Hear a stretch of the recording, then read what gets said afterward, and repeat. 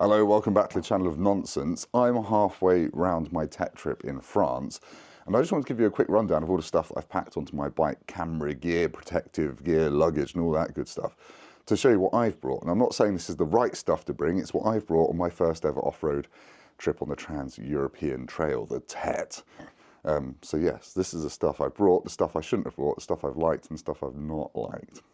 Let's have a look at this table of joy behind me. Right, I've just laid most of my gear out on this table to show you round it. Let's start with my jacket. So the new Furigan Montroc 3. It is really good actually. It's really nice and I like it because it's got these huge vents on the front which unzip, and it's got a massive one on the back as well. It's got big sleeve vents. So I run hot. This lets me run quite cold. I have actually taken the back protector out of it and I forgot to put it back in for this tour. But it's got loads of pockets. I think it looks quite nice as well. So that's been my jacket, and I've just got some matching black Furigan Killington trousers. So yeah, it's not been raining, so I've not needed any of the linings. Right, helmet. That's my Liet Adventure 8.5. It's been absolutely brilliant. As you can see, it's a little bit muddy. And I have got the goggles with me, but I've not worn them because for GoPro footage, for the audio, I need a visor. So that's the photochromatic visor, which has been genius. We've had really bright sunny days and it just tints automatically and it works really well. On here at the moment, I've got a clip-on GoPro mount. I normally run a 3D printed GoPro mount, but it's fallen off a few times on this because there's not much plastic for it to stick onto. I have Mikado on there as well. I use a Packtalk Edge so I can talk to Neil. I always wear a neck buff so I don't get sunburnt. It's a Krieger one. Navigation. I was a bit worried about navigation. For the TET, lots of people recommend Samsung tablets and things like that. This is just my Garmin Zumo XT2, and I've got the TET uploaded onto that as a GPX file, and you just end up following a red line. It doesn't do turn-by-turn off-road, but it works perfectly well. You just have to look down at it to see if you're turning off the trail.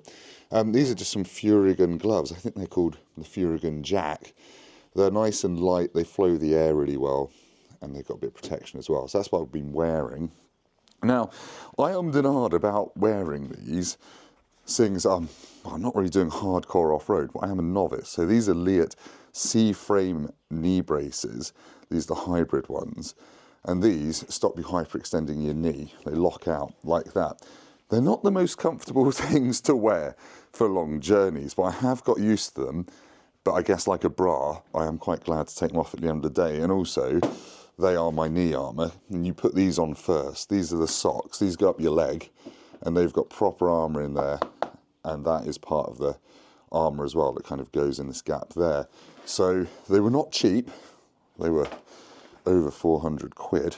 But I have slightly dodgy knees from being a kid. They used to dislocate when I was at school.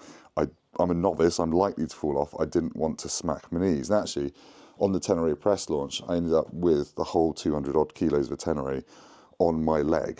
And I think they saved me from some mischief. So I am glad I've worn them, although they have been a bit uncomfortable at times, but I've got used to it. Right, luggage. It's all Krieger. It is all Krieger. I've always used Krieger luggage because I know it's all waterproof and built to last. I've got a Krieger rucksack at home that's 14 years old. I wear it all the time. It's still waterproof. This US 20, I bought that in 2009. It's still waterproof. It's taken an absolute beating on this tour. And this is the main luggage. It's the pannier system. It's the OS base specific for the Tenere. So it goes on this kind of harness here. That goes on the bike. It clips on and off really easily, and then you've got two basically soft panniers on the bike. So that one is clothes. This one is goggles and wash kit and stuff like that. I'll get that out of the way now. But I'm really impressed with that. That, as you can see, underneath is quite muddy. It's been jet washed when I had the bike serviced. It all stayed dry inside. This, for me, is the most important thing, pretty much, other than the safety kit.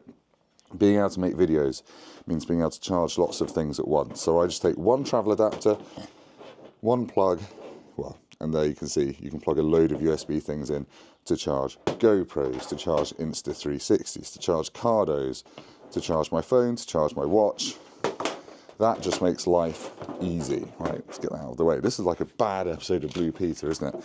Right, Kriega T18 rucksack. I've got my high-vis jammed in the outside, GorillaPod jammed in the outside. In the back is a 3-litre hydro pack. I normally only fill it to 2 litres because it gets really heavy. I've also got the manual because my bike is new and I want to read about it. Yep, I carry a 16-inch MacBook Pro on my back every time I ride because, well, I've got to edit in the evenings. In here, I've got documents, invoices from my service, insurance docs, SD cards, AirPods, and an SSD for editing from. I've not really done much editing on this trip, but I like to try and offload the footage I've shot each day. And in the main bit, I've got just some GoPros and other bits and pieces. So that goes on my back. It's not light. It's probably, I don't know, 5 or 6 kilos, but you don't really feel it because it's got Krieger's quad lock system, which takes all the weight onto your chest. I've also got these Krieger pouches, which go on the straps. And I thought, they might be handy. They've kind of been invaluable because in this one, I've got my passport and stuff, but I also keep my Insta360 in there and the selfie stick for it. Whereas in this side, I keep the thing I'm filming on, little DJI Osmo Pocket 3 gimbal and the radio mic, so I can just whip it out and film really easily. You will notice I don't have a big SLR mirrorless camera on this trip. It's the first time I've done a trip without it. Right, this. This Kriega US20 has winter gloves in case it rains. This is, what brand is it? It's a Fantic battery tyre inflator. You unplug this and it turns on, and you say what pressure you want, put it on your tyre, and it does it. That has been really useful because we've been putting our tyres up to road pressures for long days on the road and then dropping them when we get onto the tech. That has been really useful. Waterproofs, top and bottom, not needed them. Inner tubes, just Michelin inner tubes, not needed them. Probably slightly too big a roll of gaffer tape. Spare Kriega straps. My neighbour gave me some old bicycle toe clips because they're very strong and handy for strapping things down. Zip ties. You can tell I packed at the last minute. I've bought, my bike toolkit's pretty good. That's just a 5mm hex for the bark busters because I put them on last minute and couldn't test ride it, so that's to adjust those. Now, I've got some eastbound tyre levers, but this is the toolkit for removing the front and back wheels from a Tenere.